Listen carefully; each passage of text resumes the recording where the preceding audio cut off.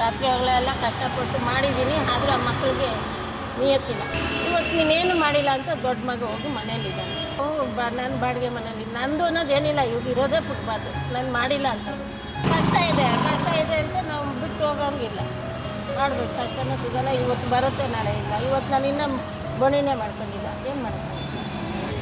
ನಾವು ತಂದೆ ತಾಯಿ ಆದವರು ಏನೂ ಮಾಡಿಲ್ಲ ಅವ್ರಿಗೆ, ಉಳ್ಕೊಟ್ಟಷ್ಟು ನಾನು ಕೊಟ್ಟಿಲ್ಲ ಅವ್ರಿಗೆ. ನಾನು ಅವ್ರನ್ನ ನಾನು ಬೆಳೆಸೇ ಇಲ್ಲ, ಅವರಷ್ಟು ಅವರೇ ದೊಡ್ಡವರಾಗಿದ್ದಾರೆ. ಮಕ್ಕಳು ಸಾಕಂತ ಬಂದಿದೆ, ಏನೋ ಮಾಡಿದೆ, ಮದುವೆ ಎಲ್ಲ ಮಾಡಿದೆ. ಇವಾಗ ನಾವು ಮಾಡಿಲ್ಲ ಅಂತ ನಮ್ಮನ್ನ ಆಚೆ ದೊಡ್ಡವ್ರ ಮನೆಗೆ ಹೋಗಲ್ಲ ಅಂದರೆ ಅವರು ಅಮ್ಮನಿಗೆ ಆಡಬಾರ್ದು, ನಮ್ಮ ಮಾತುಗಳೆಲ್ಲ ಆಡಿದ್ದಾರೆ. ಎಲ್ಲ ಆಗಿದೆ, ಸ್ಟೇಷನ್ನು ಕಂಪ್ಲೇಂಟು ಎಲ್ಲ ಆಗಿದೆ. ಹಳ್ಳಿ ಜೀವನ 6 ತಿಂಗಳು ಕಷ್ಟಪಟ್ಟು 6 ತಿಂಗಳು ತಿನ್ಕೊಂಡು ತಿನ್ಬೋದು, ಇಲ್ಲ ಅಂತಲ್ಲ. ಪೇಟೆಯಲ್ಲಿ ದಿನ ಮಾಡಬೇಕು, ದಿನ ತಿನ್ನಬೇಕು. ಕಂಡು ಕಾಣದ ನಮ್ಮೂರು, ಕಂಡು ಕಾಣದ ನಮ್ಮೂರು.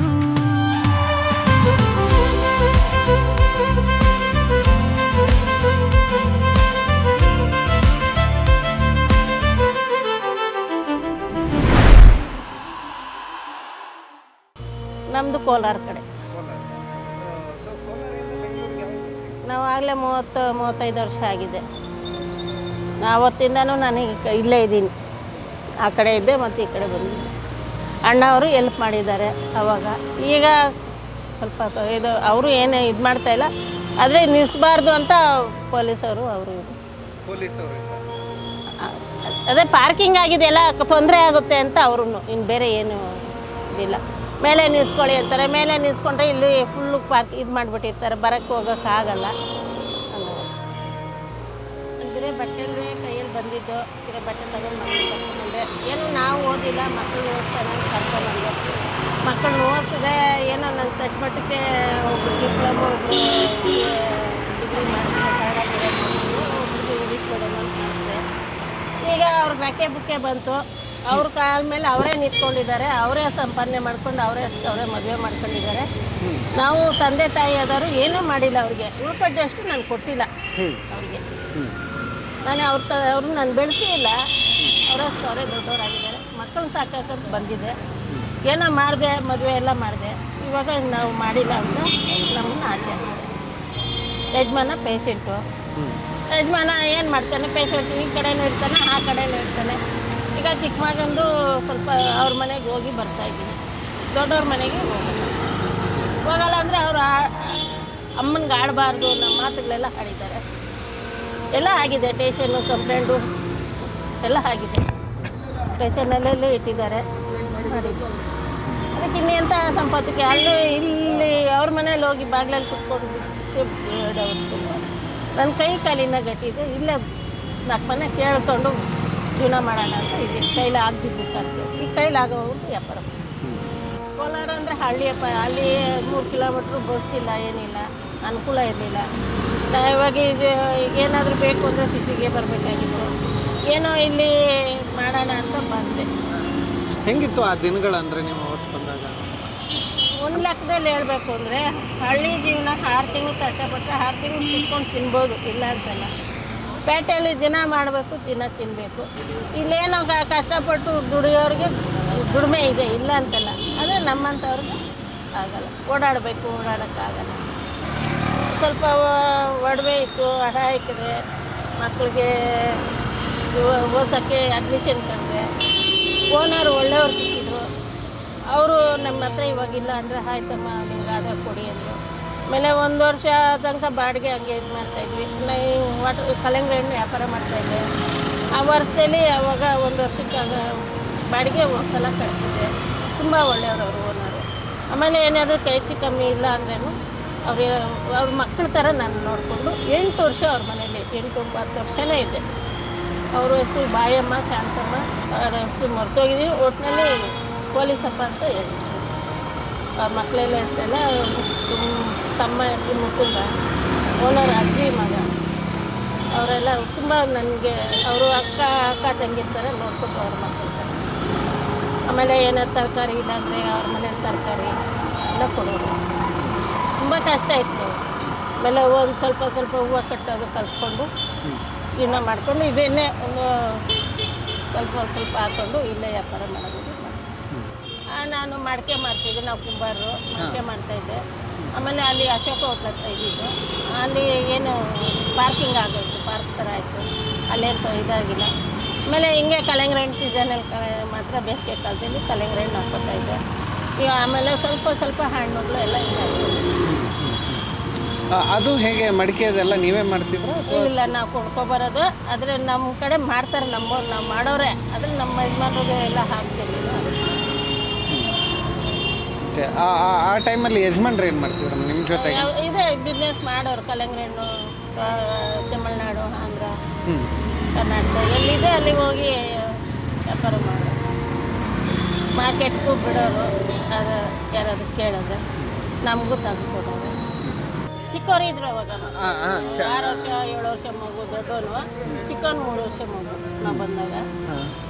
ಅವಾಗ ನಮ್ಮ ಮಕ್ಕಳಿಗೆ ಏನೋ ನಾವಂತೂ ಓದಿಲ್ವಲ್ಲ, ಮಕ್ಕಳಿಗೆ ಬೆಂಗಳೂರು ಪೇಟೆಗೆ ಸ್ವಲ್ಪ ಹಳ್ಳಿಯಲ್ಲಿದ್ದರೆ ಒಳಸ್ ಮಾತೆಲ್ಲ ಮಾತಾಡ್ತಾರೆ, ಕೆಟ್ಟ ಬುದ್ಧಿ ಬರುತ್ತೆ, ಓದು ಬರೋ ಇರೋಲ್ಲ ಅಂತ ಇಲ್ಲಿ ಬಂದು ಓದಿಸೋಕೆ ಹಾಕಿ. ನಮಗಂತೂ ಬುದ್ಧಿ ಇಲ್ದಿರೋ ಓದಿಲ್ಲ, ನಮ್ಗೆ ಓದಿಸೋರು ಇರಲಿಲ್ಲ. ಮಕ್ಕಳನ್ನ ಓದಿಸೋಣ ಅಂತ ಬಂದ್ವಿ, ಏನೋ ಓದಿಸಿದ್ವಿ. ಆದರೆ ಅವರು ನಿಯತ್ತಿಲ್ಲ.